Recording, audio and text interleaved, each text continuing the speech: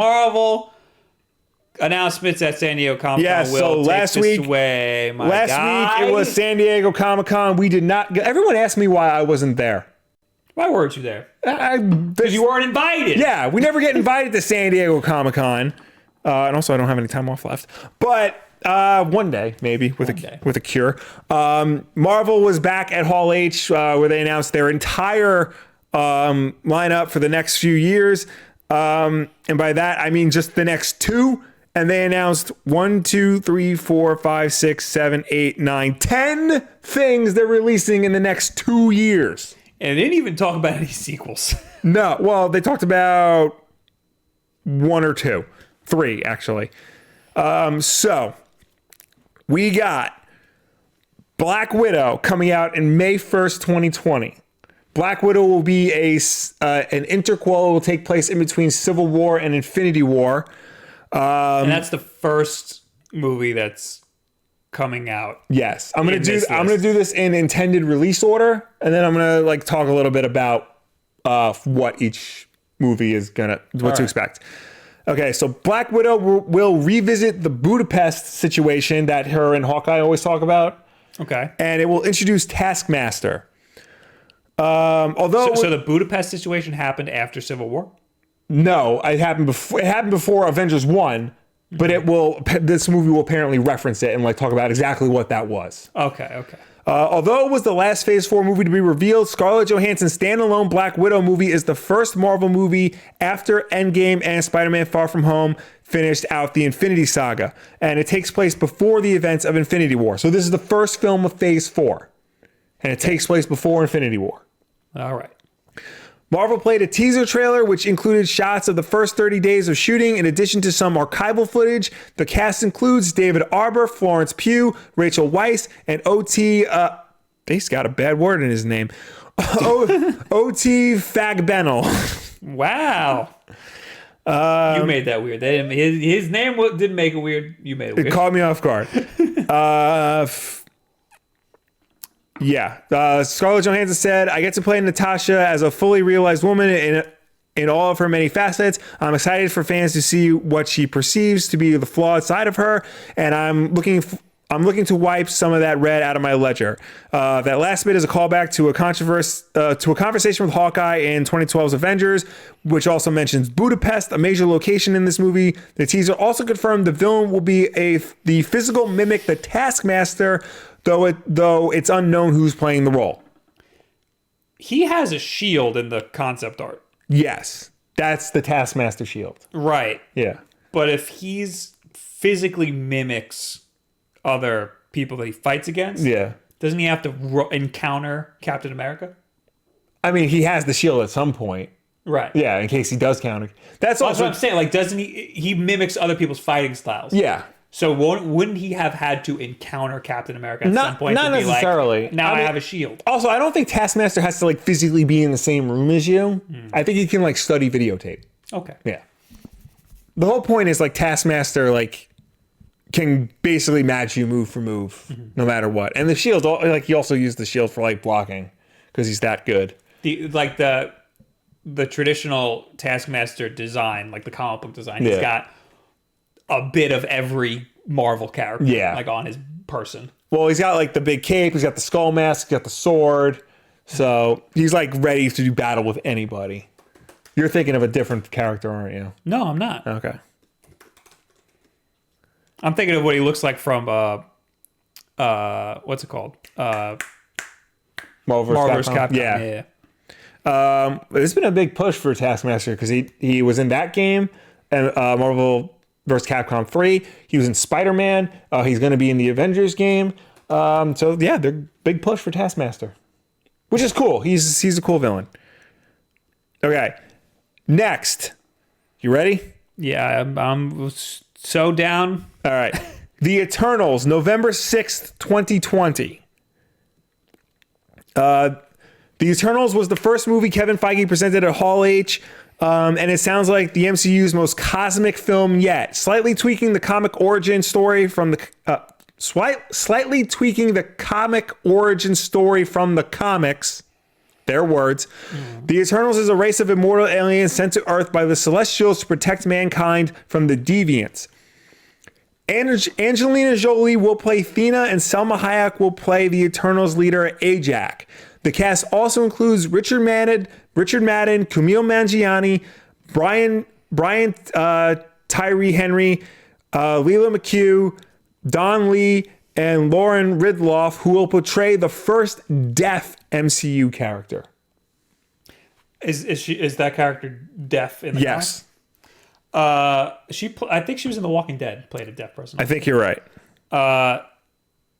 Most people don't give a crap about the Eternals.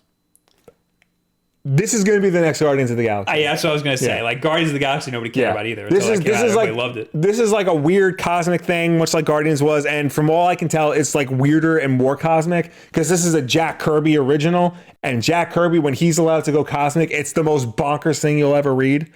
But yeah, I have no idea what to expect from this. I know nothing about the Eternals. Everything I keep reading says this is going to be primarily based on Neil Gaiman's Eternals miniseries from like the early 2000s, which doesn't surprise me because that's one of those situations where Marvel has one book from that really everything stems from, and like that sounds like it would be that book. Kumail Nanjiani, I was listening to a podcast and they were talking about how he is surprisingly buff. Yes. He's gotten buff out of nowhere, and then I heard that he's now going to be an MCU hero. Yeah. So that's why he's been getting buff. Yes. Because he probably knew this already. He also said, like, I've been coming to Comic-Con for like 8 years, and this is my first time ever in Hall H. I had to be in a movie in order to get into Hall H. That's going to be good. Yes. That should be really interesting. I'm going to see that. Okay. The Falcon and the Winter Soldier coming to Disney Plus in fall 2020. I wish this was just a movie, but I'm very excited for this. Yeah. I wish it was just a movie. Sebastian Stan and Anthony Mackie came out with the Captain America shield. They took to the stage to reveal the first story details about the Falcon and the Winter Soldier, which will stream on Disney Plus in the fall of 2020. In the teaser, we hear Winter Soldier's code phrase, you know, the whatever that makes him go insane. Okay. The Civil War. It was the one uttered by Daniel Bruhl's Baron Zemo that sent him berserk in Civil War. Bruhl will reprise the role of Baron Zemo in Falcon and Winter Soldier. And he says that in the teaser, and as he says in the teaser, I can't imagine what you all must be thinking. A villain seizes control of the panel, and you expect me to threaten some unspeakable act of violence. Daniel Bruhl says this in the teaser trailer that they're presenting. Bruhl is then seen with a purple mask more in line with Zemo's comic book look, which is great because Baron Zemo has a very stupid mask, and I'm really excited that they're going to try to do it in live action. This is a much cooler mask. Yeah. But I mean... But where's... there we go. That's a dumb mask. It's basically a ski mask with a gold crown on it. Yeah, that is dumb. He's purple. Yeah. I like him in Winter Soldier. Yeah. I think this is very good. And I think this is a very good combination of characters, Falcon and Winter Soldier. I think, teaming them up against Zemo is a great idea. I think, because now Falcon is Captain America, but every facet of everybody's fiber was like following the clues and realized Bucky probably should have been the next Captain America. But I'm excited to see like how this all plays out. Like of all the spin-offs that could have happened after Endgame, this is the one I was most excited to follow. Mm-hmm. And I'm excited that it's going to be happening. I guess I'm going to have to subscribe to Disney Plus. Yeah. I don't, it's too much. It is. Just make a movie. And then that's 2 hours of my life, and then it's done. Yes. I don't need that many hours to be taken away from me. Yeah, this will be the first of the Marvel series to debut on Disney Plus, and it will be in the fall of 2020. And then we get Shang-Chi and the Legend of the Ten Rings. And this is coming out February 12th, 2021. Excuse you. Yes. And so this movie is going to be all about Shang-Chi, the martial artist. He is going to be played by relative newcomer Simu Liu. I don't know if you saw it, but like a year ago, he tweeted to Marvel like, "Hey, I want to play Shang-Chi."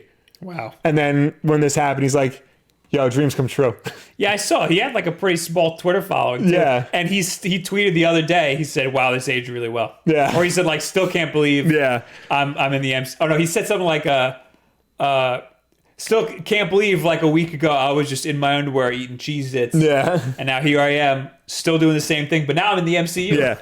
Also, it's important to point out that Simu Liu does know martial arts, which is important because the guy who played Iron Fist didn't.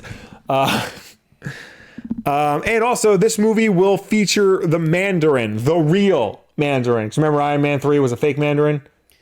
This time is going to be the real Mandarin. And he looks nothing like the other Mandarin. Yeah. Yeah. And the Mandarin in this movie will be played by Tony Lung.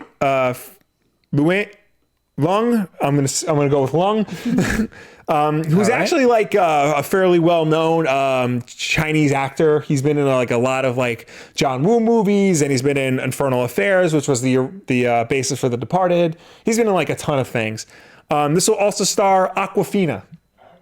Bless you. Her. Yeah, she's good. Shang-Chi and the Legend of the Ten Rings will hit theaters February 12th, 2021. Next, WandaVision. They are serious about that name.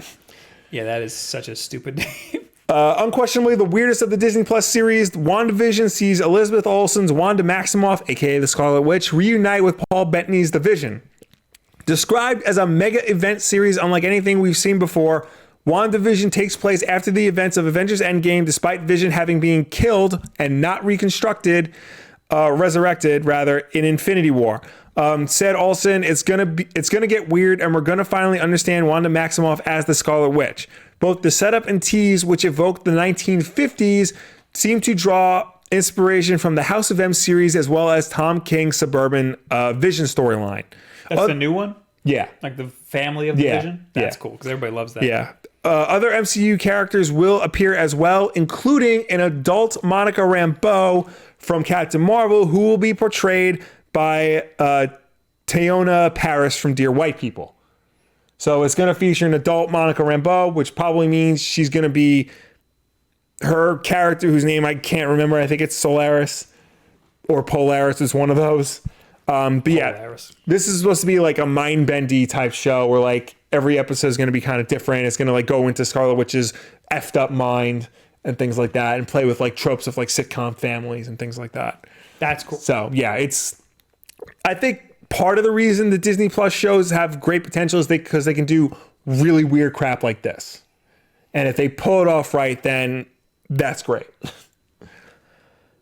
And then back to the movies, Doctor Strange 2, which will be called Doctor Strange in the Multiverse of Madness. I love that. So wait, pause. Yes. Spider-Man Homecoming, Far From Home, teased the multiverse. Yes. But like, not really. It turned out, spoiler alert for Far From Home, it turned out Quentin Beck was lying. He's not from the multiverse. Yeah, we assumed was the case. Even on this show, we talked about that. Yeah. Now it looks like this multiverse. Well, as Kevin Feige said at Hall H, just because Quentin Beck makes up lies about the multiverse doesn't mean it isn't real. Damn. I'm excited for some wacky Doctor Strange stuff. I like the first Doctor Strange movie. Scott Derrickson, who returns as director, said he wants to dip into the gothic horror tone of Doctor Strange, while Benedict Cumberbatch added that they wanted to preserve the humor of the first film along with the horror. We're going back to try and destroy him a bit, he says. In an interesting tease, Elizabeth Olsen will also join the cast as Scarlet Witch. According to Marvel, the events of WandaVision will be reflected in the Doctor Strange sequel. That's cool, and that makes a lot of sense, because she is basically like Doctor Strange. Yeah. There's a really big push to emphasize that Doctor Strange in the Multiverse of Madness will be Marvel's first horror movie. Oh. Yeah. Like, when they talk about the Multiverse of Madness, as he's traveling the multiverse, it's going to be like really weird and scary and messed up, which makes sense because Scott Derrickson is a horror movie director. He said something about trying to preserve the humor. Yeah. Yeah. I saw Captain Midnight on Twitter talk about how he didn't like that. He because the humor in Doctor Strange was like, yeah, it was funny, but like it came at the expense of like the heroic moments of it. Like it undercut like the seriousness of it. Yeah, I would like to see a more serious Doctor Strange, but that being said, I mean, it's still a Marvel movie. Yeah, I mean, that's the thing. Fun. Well, you have movies like Black Panther and Winter Soldier, which had funny bits, but they didn't come at the expense of like, the really serious parts or like the truly heroic parts. Like they knew when to play it, and hopefully like Doctor Strange in the Multiverse of Madness, to say the whole thing, knows how to do that. You got to ride all the emotions. Yeah. Yeah, but you can't, like, you ride all the emotions, but know where to put the stops. Like don't... Star Wars. Yeah, basically. I think Star Wars does it. Exactly, yeah. And Loki is back. With a terrible logo. Yeah, it's not the best. The Loki TV series will explore what happens after his Endgame moment. Yeah, so the Loki TV series is basically going to take place after Loki steals the Tesseract in Endgame, basically this is 2012 Loki, original Avengers Loki, and it's going to follow him through time and through the multiverse as he explores different situations with like him being on the run basically with the Tesseract. The series will tell you what happened to Loki right after that scene, confirmed Kevin Feige. Tom Hiddleston, who came out to a boisterous audience chants of Loki, confirmed that the warmer character development isn't there. So yeah, so this isn't like the cool nice guy Loki that we eventually got. This is like I'm still evil Loki. Oh yeah, because it's the old Loki. Yeah. Oh yeah, and he dies in Infinity War. Infinity War, that's so it'll be interesting to see how this plays out, and also too if he does wind up going back to 2012 to set the course, like so everything that happens that's supposed to happen, like Thor: The Dark World, Ragnarok, and all those still happen. And he could jump timelines too, like because if we're getting multiverse and stuff, that could bring Loki back. Yeah. Next. The What If anthology series. That's cool. Yes. I'm down for this. Westworld star Jeffrey Wright will act as the narrator in the form of the celestial observer, the Watcher, in Marvel's animated What If series. Which was probably supposed to be Stan Lee. Probably. Additionally, many actors from across the MCU will reprise their roles or at least lend their voices to this to these hypothetical scenarios. They showed a picture on screen, and it showed Michael B. Jordan, Sebastian Stan, Josh Brolin, Mark Ruffalo, Tom Hiddleston, Samuel L. Jackson, Chris Hemsworth, Haley Atwell, Chadwick Boseman, Karen Gillan, Jeremy Renner, Paul Rudd, Michael Douglas, Neil McDonough, Dominic Cooper, Sean Gunn, Natalie Portman, Taika Waititi, Toby Jones, Digimon Husanu, Jeff Goldblum, and Michael Rooker. Digimon? Yes. It's going to be animated. It's going to be animated. So that's why they're able to get all these people. So basically, just voice acting. Jesus Christ, that was a lot to say. So basically, if you're not familiar, What If is they take famous Marvel scenarios and just be like, what if, Spider-Man died when he got bitten by the radioactive spider? It seems like they're really doubling down on this multiverse thing. Yeah. Because the Watcher is going to be going between multiverses. Yeah. Be like, what if this happened, It's already been confirmed that the first episode is going to be what if Peggy Carter was the super soldier from World War II and not Steve Rogers. That's cool. Yeah. So expect episodes like that. That's really cool. Yeah. And that will come out in the summer of 2021. So 2021 is going to be just the year of the multiverse, basically. But 2021 will also be the year of the Hawkeye TV show. Woo! Hashtag what was right. The 5th Disney Plus series goes to Jeremy Renner, who in a post-Endgame show will train Kate Bishop. Bishop in the comics goes on to become the new Hawkeye. The title card for the series is very inspired by Matt Fraction and David Aja's comic series. One can only hope that the TV show is too. After running through the aisles, Renner noted that I get to teach someone how to be a superhero without superpowers. He thinks that's a good message, that anyone can be a damn superhero. The series will also explore more of his time as the less noble Ronin. The logo is very reminiscent of the Matt Fraction Hawkeye, which we love. Yes. I can only hope that it's very similar to that. Yeah, especially just, if not like in story beat for beat, just tone. That had like the perfect tone for a character like this. Although Hawkeye in the MCU has a family. Yeah. And like, he's got a pretty nice, cushy life over in the woods. Yeah. Whereas in the comic, he's just alone in an apartment building. And like that's the best part of the comic. Yeah. It's just Hawkeye living his life in like a crappy New York apartment. Like he has to call Tony Stark to help him set up his TV. Yeah, like and that's the whole issue. Yeah. Tony Stark's coming over to set up my TV. Yeah. So how are they going to do? It's going to lose some of that. It is like I get that, but I feel like Marvel's been very good at like adapting the comic book stories to fit the MCU and not have it lose any of like the important elements of it. So it says it's going to kind of follow him as Ronin too. Yeah, well, it's going to touch upon that. Oh, okay. Yeah, because that was like 5 years of him just like slaughtering people with swords. Yeah, and I can't see that being all jovial like the comic, Yeah. And also, Kate Bishop was she knew what she was doing. Yeah, she was already established. Yeah, during this comic run. Yeah. So, even though the logo is the Matt Fraction logo and the David Aja logo, I don't. So it's not going to be a one-to-one adaptation, but like I said, hopefully like tone and style will be replicated. Right. And then this is like the biggest news of the night. Thor: Love and Thunder, which is coming out November 5th, 2021. The second to last Phase 4 movie revealed, the one hinted at earlier. All right. So it was already announced that Taika Waititi was coming back to direct Thor 4. Right. And it was announced that the movie would be called Thor: Love and Thunder. It will reintroduce Natalie Portman as the female Thor, taking inspiration from Jason Aaron's The Mighty Thor comics. Portman walked out on stage holding Mjolnir, which is perhaps the most Comic-Con sentence I've ever written. Their words, in the article's words. Chris Hemsworth and Tessa Thompson also came out. They have not read a script yet, although Thompson said that her first decree as the new king of Asgard was that she needs to find her queen. And it's been confirmed that Valkyrie is going to be the first LGBT hero of the Marvel Cinematic Universe. How that impacts the story remains to be seen. With that level of representation, you'll see across our films, not just in Thor 4. So I thought there was another LGBT. No? Well, Valkyrie was like supposed to be, but like they cut the scene hinting at that she's gay. And then the Dora Milaje from Black Panther, that scene was cut of them like signaling that they're gay. So like the first gay character in the MCU was the one Russo brother being like, I went on a date with a guy.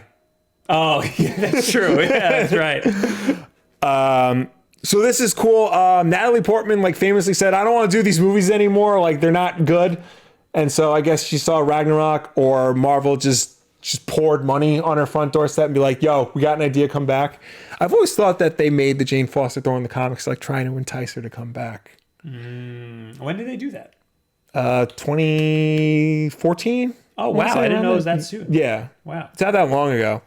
So how long was there a female Thor in the comics? There was a frog for a while. That was like a one-off thing.